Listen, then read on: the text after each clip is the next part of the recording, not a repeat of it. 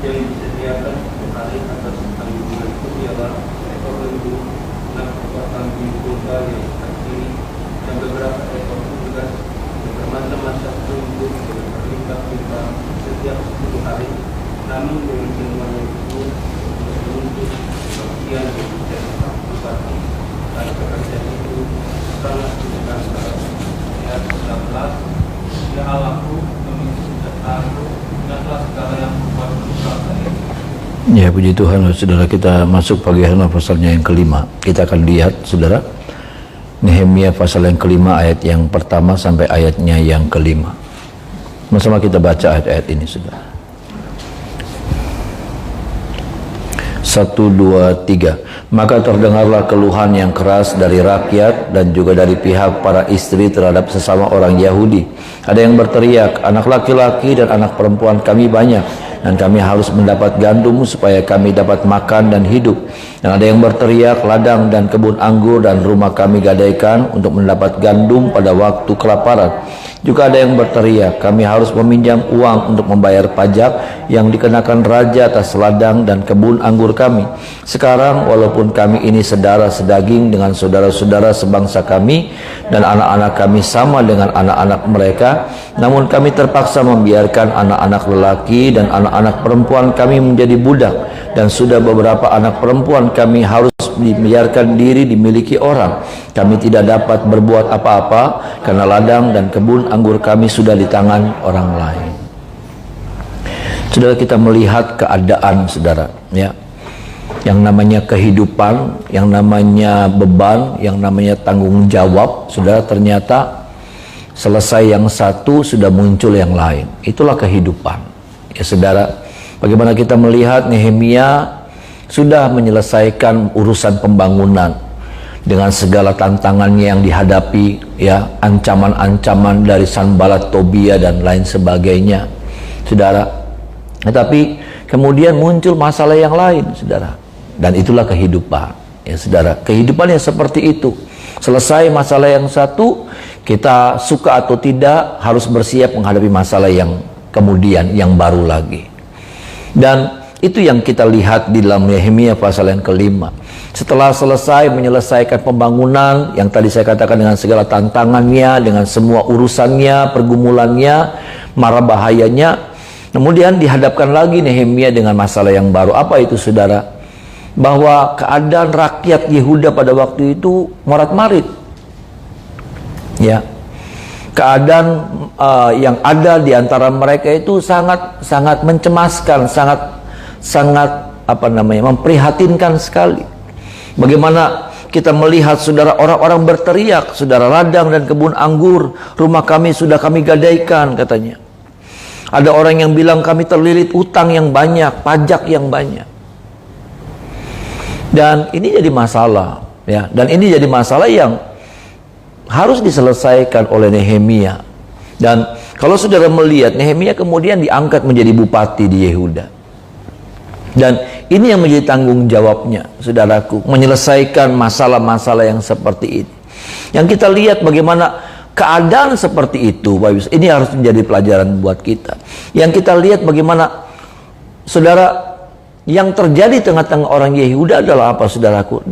Masalahnya adalah di antara mereka sendiri. Apa itu yang terjadi? Orang yang kuat menekan, menginjak orang yang lemah. Ya, orang yang kuat nih, saudara, memanfaatkan orang yang lemah, orang yang tidak berdaya. Orang yang kaya memanfaatkan orang yang miskin, orang yang sedang terhimpit, orang yang sedang tersudut, dimanfaatkan. Diambil tanahnya, diambil anaknya, saudara, dijerat seperti itu. Sampai kemudian apa? Bukan membantu, tetapi semakin memiskinkan rakyat Yehuda. Siapa? Saudara sendiri. Ya saudara, notabene-nya adalah saudara sendiri mereka itu. Sama-sama orang Yehuda. Tetapi yang terjadi seperti ini. Makanya Nehemia marah. Yang terjadi, saudaraku, orang yang kuat menekan orang yang lemah. Kalau kita melihat Roma, coba kita lihat sebentar Roma, saudaraku, ya. Roma pasal yang ke-15.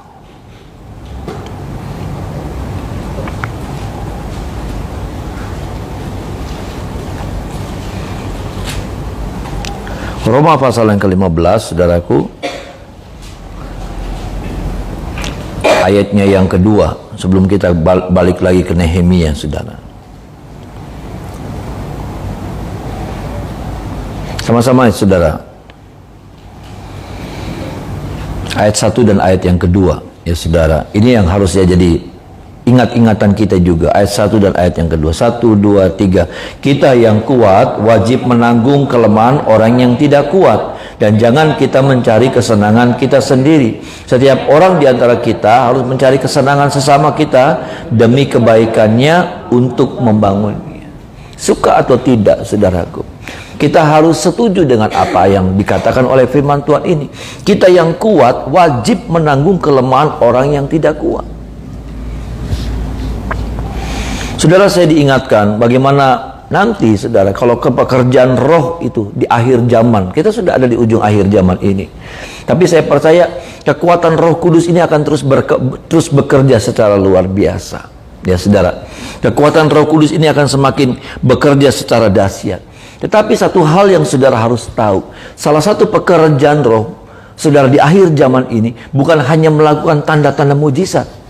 Saya percaya salah satunya adalah apa? Ada banyak tanda-tanda mujizat, saudaraku, yang akan dikerjakan. Bisa bilang amin, saudaraku. Pekerjaan kuasa roh ini akan bekerja, melakukan banyak mujizat. Yang kedua, dari tanda-tanda akhir zaman, pekerjaan roh yang akan dinyatakan di akhir zaman, saudaraku, adalah apa, Bapak Ibu Saudara?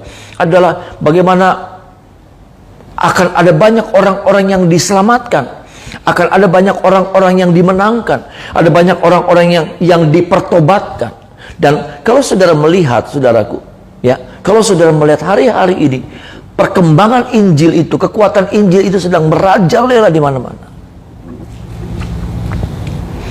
Ya, kekuatan Injil ini sedang bekerja secara luar biasa. Kita melihat daerah-daerah yang tidak mungkin dijamah sama Injil, itu masuk, saudara. Kalau saudara melihat bagaimana ada banyak orang-orang yang bertobat, saudara lihat di YouTube, ya, ada banyak orang-orang di daerah negara-negara yang daerah-daerah mayoritas Muslim, itu banyak sekali, saudara. Sampai apa, saudaraku? Orang-orang mereka, saudara, bilang begini, ini tsunami, kita sedang diterjang sama yang namanya tsunami, katanya.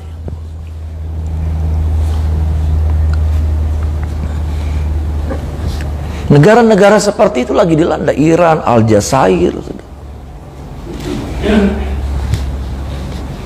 Salah satunya adalah itu. Tadi saya katakan pekerjaan terus di akhir zaman, apa, saudaraku, tandanya adalah apa? Mengadakan banyak mujizat, mujizat yang luar biasa terjadi. Seperti yang terjadi di zaman para rasul, saudaraku, itu akan terjadi bahkan sesuai dengan Alkitab katakan 2 kali lipat. Bayangkan, pekerjaan roh akan bekerja secara 2 kali lipat ganda. Petrus, saudara, sapu tangannya dibawa. Petrusnya nggak usah hadir, sapu tangannya dibawa, tempelin sama yang sakit, sembuh. Saudara, rasul-rasul sudah cuma berdiri, orang sakit kena bayangan karena ada matahari, kena bayangannya, lewat bayangannya, sembuh. Ini pekerjaan-pekerjaan roh yang akan bekerja di akhir zaman. Tetapi salah satunya bukan cuma itu saja, bukan cuma tentang pertobatan orang-orang, saudaraku, ya, apa namanya, kambing-kambing Kedar, saudaraku, Nebayot akan berkumpul, saudara, ya. Tetapi salah satunya yang saudara harus tahu adalah apa? Adalah di mana dikatakan, saudaraku, di dalam kisah para rasul, orang saling berbagi. Kalau saudara lihat dalam kisah para rasul, gaya hidup berjemaat jemaat mula-mula itu, saudara, akan masuk dalam kondisi yang seperti itu. Nah, itu. Nah, buat saya tantangannya itu yang tidak mudah itu. Artinya begini, orang yang mau masuk dalam kegerakan roh ini, mau tidak mau harus setuju dengan polanya ini, dengan pola pekerjaan roh ini. Dan salah satunya adalah apa, saudara? Bukan cuma tentang mempertobatkan orang, bukan cuma melakukan banyak mujizat, tapi tantangan buat kita adalah apa?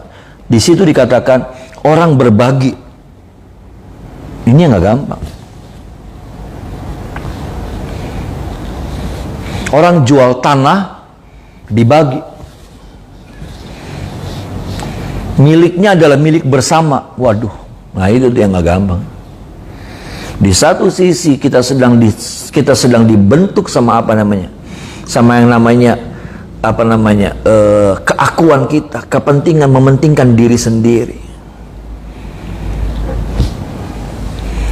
Ya, kondisi keadaan dunia hari ini sedang membuat kita semakin egosentris. Segala sesuatunya buat saya, tentang saya, kepentingan saya, bukan kepentingan orang lain. Kalaupun sepertinya kepentingan orang banyak, tapi sebetulnya di situ ada kepentingan saya yang lebih kuat.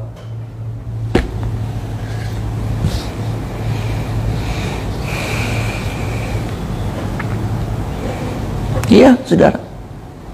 Dan salah satu, makanya apa? Pekerjaan roh ini, orang yang mau masuk dalam arus, dalam sungai pekerjaan roh, dia juga harus mau ikut terbawa arus dengan gaya hidup yang seperti itu. Nah, ini nggak gampang.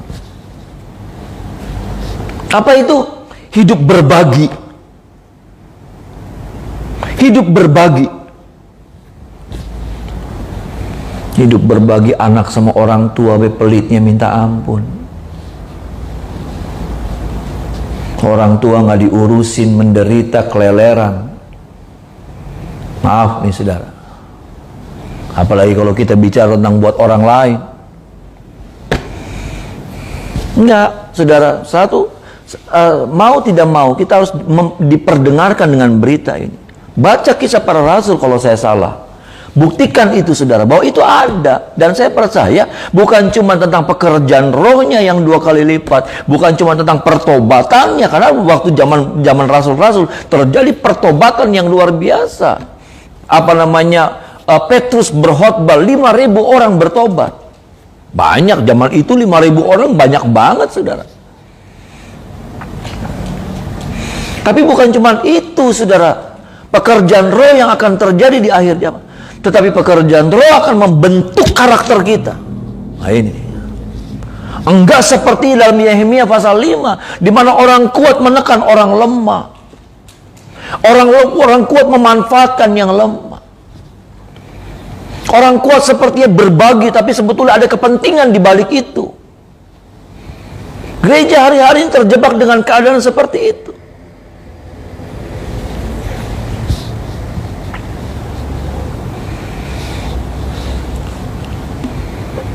Tapi di sini nanti kalau sudah baca Kisah Para Rasul, saudara, itu orang berbagi sampai kemudian ada kasus itu, saudara, Ananias Safira, yang kemudian menjual, cuman pengen pamer, cuman pengen ikut-ikutan, pengen cuman nunjuk. Kaget. Kenapa kagetnya? Karena dia nggak nyangka bahwa tanahnya itu ternyata jauh, harganya naiknya jauh banget. Sebetulnya kan itu yang bikin syok. Dia beli nih saudara, dia beli 5 juta. Ternyata waktu dijual dia pikir naik juga 7 juta lah, udahlah. Saya sih punya pikiran seperti itu ya saudara. Paling juga 7 juta, udahlah. Ternyata apa saudaraku? Waktu dijual harganya 50 juta. Kurang lebih seperti itu saudara.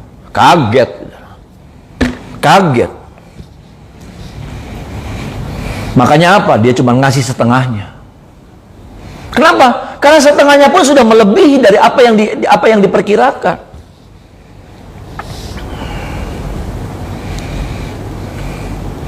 Nah gampang saudara. Kenapa? Karena sekarang saudara, masalah ekonomis ini semakin menjadi sesuatu yang tidak bisa dilepaskan. Bukan cuma buat jemaat, buat semua saudara, hamba Tuhan, pelayan Tuhan. Kalau kita apa, pokoknya hitung-hitungan dulu. Kalau apa kita ini dulu. Wah saudara, kalau saya hitung-hitungan dulu, kalau saya mikir kayak gitu, aduh, parah saudara, parah. Kadang-kadang saya mesti begini, nggak usah mikir. Karena kalau mikir, maaf nih saudara, saya harus jujur. Kalau mikir nggak akan keluar tuh. Kalau mikir ini nggak akan terulur tangan. Nggak usah mikir. Kadang-kadang kita harus begitu. Karena kalau kita mikir, mungkin saudara bilang ini, ya nggak bisa dong Pak Agam. Enggak saudara, masalah yang beginian, Kalau kita terus pakai logika nggak akan ketemu. Maaf nih saudara, itu pengalaman saya. Kalau itu terus pakai logika, saudara, kita nggak akan ketemu. Mulailah sekarang masalah perpuluhan di kata-katik apalah bagaimana. Ya itu kembali kepada jemaat Tuhan. Bagaimana imanmu memandang tentang persepuluhan. Perjanjian lama lah, apalah, dengan semua apa, ya sudah. Kembali lagi.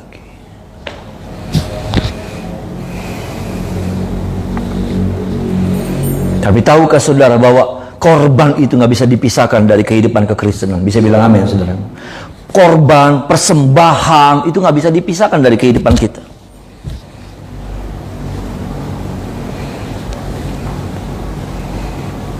Dan bahkan nanti tuntutannya ini yang mengerikan. Maaf nih saudara, saya pakai kata itu. Nanti yang mengerikannya itu tuntutannya semakin tinggi. Bukan sekedar recehan yang kita bisa kasih, tapi sampai apa? Hidup kita. Karena firman Tuhan bilang begini, udah nggak ada lagi tuh orang berkata ini milik saya, yang ada adalah ini milik bersama. Astaga, itu orang pada murtad semua tuh. Maaf nih saudara, kalau saudara cuma fokusnya terikat sama yang namanya uang, wah pada murtad, nggak bisa terima. Maaf nih saudara, nggak bisa terima. Saya yang cari duit, saya yang kerja, saya yang habis-habisan. Nggak, yuk sama-sama kita membayangkan keadaan seperti itu. Siapkah kita masuk dalam kondisi yang seperti itu? Siapkah ketika arus Roh Kudus ini, saudara, pekerjaan Roh ini membawa kita masuk dalam keadaan gaya hidup yang seperti itu? Maaf nih saudara. Makanya apa? Ukuran yang kamu pakai akan diukurkan kepadamu. Makanya jangan ukurannya ukuran recehan, terus recehan. 5.000 gede pisan, 5.000 gede pisan.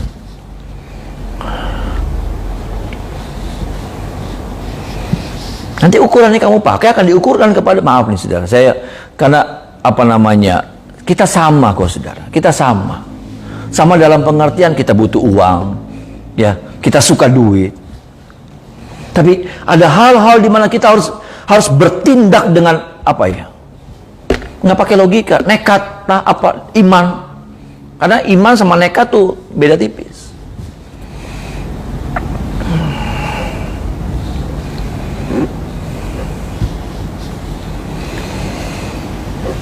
Dan tolong kita sudah, karena kalau kita tidak mau masuk di sini, nanti akhirnya kita ketinggalan. Kalau kita masih saya takutnya apa? Kita akan jadi golongan, saudara. Kita akan masuk dalam partainya Ananias Safira. Iya. Kalau kita nggak berani, kalau kita nggak mau ngikut arus ini, maka kita akan masuk dalam partainya, dalam arusnya Ananias Safira. Ini cukup keras nih firman. Saya juga nggak ngerti, saya juga nggak mau nyampein ini sudah. Beda sebetulnya. Karena cuma ada dua ternyata. Arusnya Roh Kudus. Yang apa? Yang dimana orang sudah terikat lagi. Kenapa? Karena sudah obsesinya surga. Obsesinya kekekalan. Tanpa kita sadar ketika kita masih terikat sama yang namanya uang, itu artinya apa? Obsesi kita masih dunia.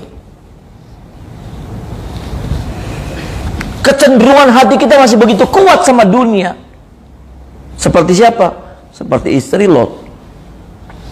Enggak saudara, kita dengar aja dulu, dengar aja firman-Nya. Dan biar Roh Kudus yang bekerja dalam hidup saya dan saudara. Ada amin saudara. Ada banyak pertentangan mungkin, ada banyak hal yang kita nggak bisa terima. Tapi dengar aja dulu.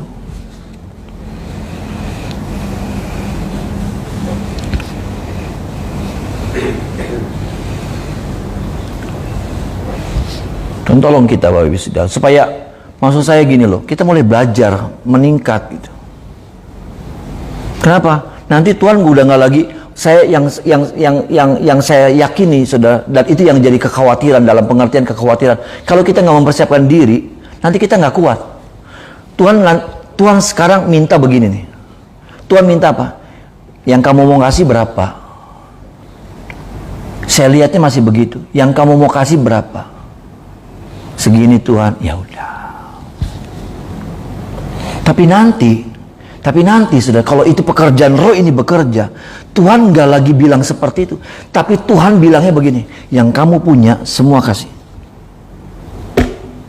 Waduh.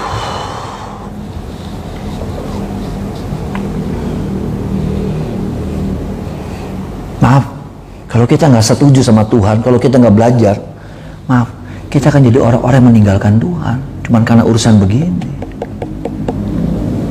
Kita akan bilang, mong semana dewek baik. Saya nggak nakut-nakutin saudara, karena ini yang jadi perenungan saya cukup lama tentang kisah para rasul itu, gaya hidup gereja mula-mula, jemaat mula-mula. Itu jadi perenungan saya. Saya melihatnya begini, oh, ternyata ini pekerjaan roh yang akan dikerjakan di akhir zaman. Seperti pekerjaan roh yang digambarkan hujan mula-mula di zaman para rasul, pekerjaan roh yang sama, yang 2 kali lipat itu akan bekerja di akhir zaman. Dan caranya seperti itu. Dan bagaimana kalau kita menjadi orang-orang yang masih memanfaatkan, kita orang kuat, memanfaatkan orang yang lemah, menginjak orang yang lemah, mencekik orang yang lemah, merampas orang yang lemah. Kayak apa jadinya? Hidup seperti Anania Safira. Anania Safira itu bukan nggak mau berkorban. Anania Safira itu berkorban. Cuman itu yang saya gambarkan. Kaget. Karena dia prediksinya tanah ini cuma segini gitu. Dan dia sudah bilang, kasih. Kenapa? Karena hitungannya paling naik dari 5 juta, 8 juta. Paling naik 10 juta. Nggak tahu yang naiknya tinggi banget gitu. Nggak kuat.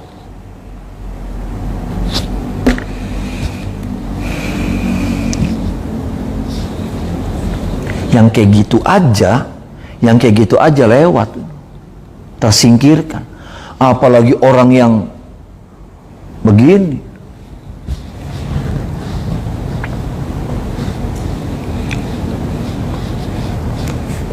Saya tidak bilang bahwa saya sudah siap, tidak. Saya bilang saya lagi belajar. Dan saya mau Tuhan terus ajar saya untuk masuk dalam kondisi gaya hidup yang seperti ini. Kalau kita urusannya kalau mau apa mikir, aduh nanti ini ya, aduh nanti mesti bantu, aduh saudara.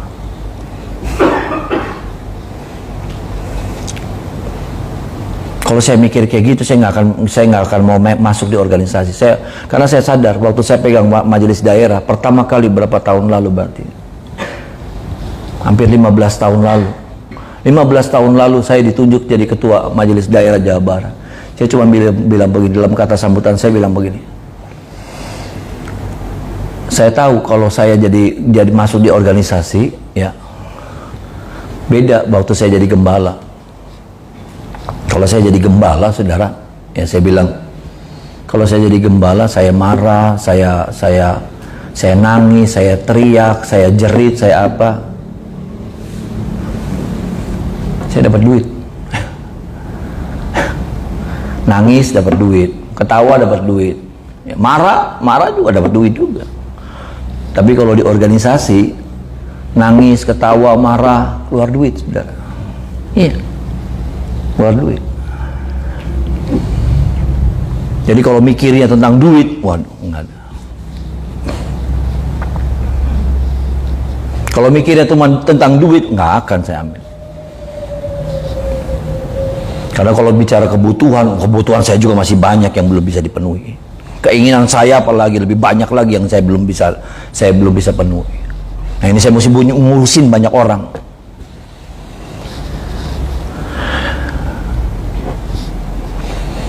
Biar firman Tuhan pagi ini jadi sebuah renungan dulu buat kita, saudara, ya. Dan mempertanyakan sampai di mana nih titik kita, ya. Sampai di mana level rohani kita tentang hal yang seperti ini. Sudah sampai di mana? Karena nanti mau tidak mau kita harus masuk dalam sebuah titik paling maksimal gitu. Dimana kita udah nggak mikir lagi, kita udah nggak itu, bahkan yang ada adalah gelora. Nah ini nih.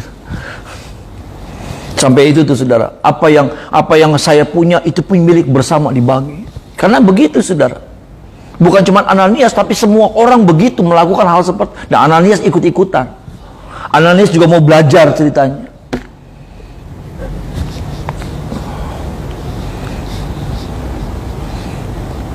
Satu saat keadaan seperti itu akan terjadi, saudara. Percayalah saudara. Satu saat keadaan gaya hidup seperti gereja mula-mula itu akan terjadi.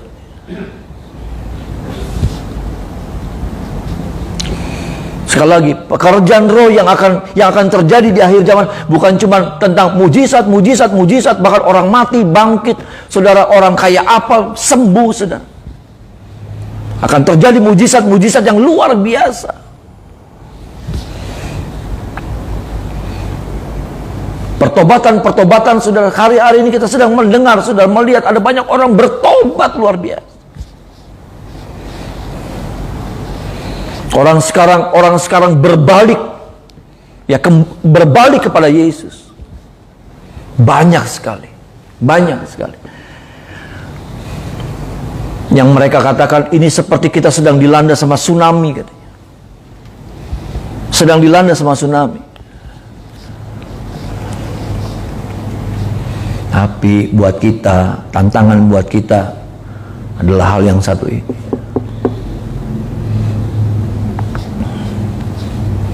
Siapkah kita? Karena kalau kita tidak mempersiapkan diri, sekali lagi, saya takut saya salah satunya akan masuk dalam golongan arusnya Ananias Safira.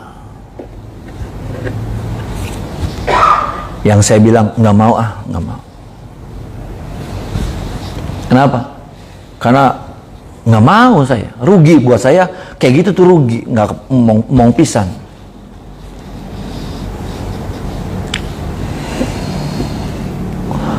Tuhan tolong kita ya saudara, ya. Ini nggak enak sih didengar, tapi ini jadi perenungan saya cukup lama, saudara. Dan saya cuma nanya, dan waktu saya tanya sama diri saya, waktu Tuhan, saya masuk dalam level, saya sudah belajar gitu. Saya sudah belajar ya. Tapi ketika sampai di mana puncaknya, di mana levelnya level yang paling tinggi, bukan lagi milik saya, tapi milik saya adalah milik bersama. Kayaknya saya belum bisa, saudara. Jujur saja. Kalau sampai pada masuk di level itu, saudara, kayaknya belum bisa. Saya takut sendiri, saudara. Ya, saya harus jujur, saya punya jawaban seperti itu, kayaknya nggak bisa. Maksudnya angel pisan dong, angel susah dipahaminya susah. Padahal maaf nih saudara, saya sudah belajar berkorban dan saya belajar korban yang buat saya yang terbaik. Saya belajar kasih yang terbaik.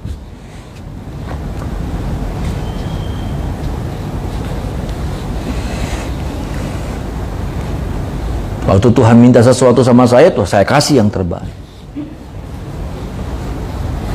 Maaf nih saudara, saya mau mulai siapin mikirin rumah buat anak saya. Ya, anak kan udah tambah gede, ya saudara.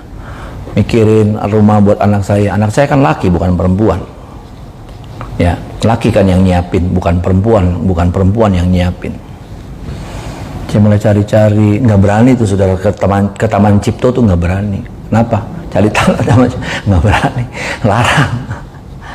larang, saudara. Ya. Maaf nih saudara, tanah di situ saya sudah kasih buat Tuhan. Tapi maksud saya gini, saya sudah belajar, sudah belajar. Tapi untuk masuk pada level yang seperti itu, ketika saya merenungkan, membayangkan, saya masih punya jawaban begini. Kayaknya saya belum bisa Tuhan. Nah, kayak apa tuh saudara? Saya bisa nangkep nggak? Kayak apa? Apalagi kalau kita sudah melatih diri kita jadi orang yang koret, pelit, pedit.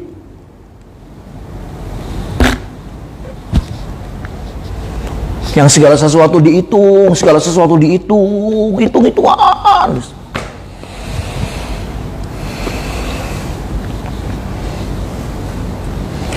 Tolong kita saudara, ya. Bukan untuk apa, enggak. Saya lagi, jangan sudah pikir saya lagi butuh duit, enggak. Saya cuma nyampaikan firman Tuhan. Yang sama-sama ini jadi sebuah perenungan buat saya juga. Dan saya sebetulnya nggak mau nyampaikan ini, saudara. Saya nyampaikan sesuatu yang berbeda. Ada 2 poin. Tapi paling tidak, ini Tuhan sedang mengingatkan kepada kita. Supaya apa? Ya, dari hari ke hari kita terus dipersiapkan. Masuk dalam sebuah gaya hidup yang aneh. Aneh buat saya. Tapi itu gaya hidup yang firman Tuhan sedang kerjakan di hari-hari. Pekerjaan roh.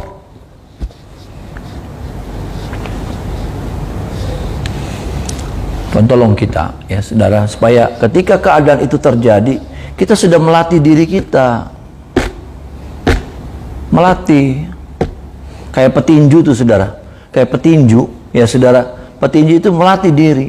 Atau pebulu tangkis melatih diri. Dari yang namanya juara RT, dia latih lagi sampai dia mulai menang juara kelurahan. Sampai mulai wali kota cup, saudara. Terus naik lagi sampai di pelatnas. Terus. Tapi kan itu kan sebuah perjuangan, sebuah latihan yang semakin harus ditingkatkan. Nggak bisa kalau dia mau masuk di pelatnas, latihannya dia kan masih latihan yang waktu juara RT RW. Nggak bisa. Tolong kita, saudara. Mari kita menyembah Tuhan.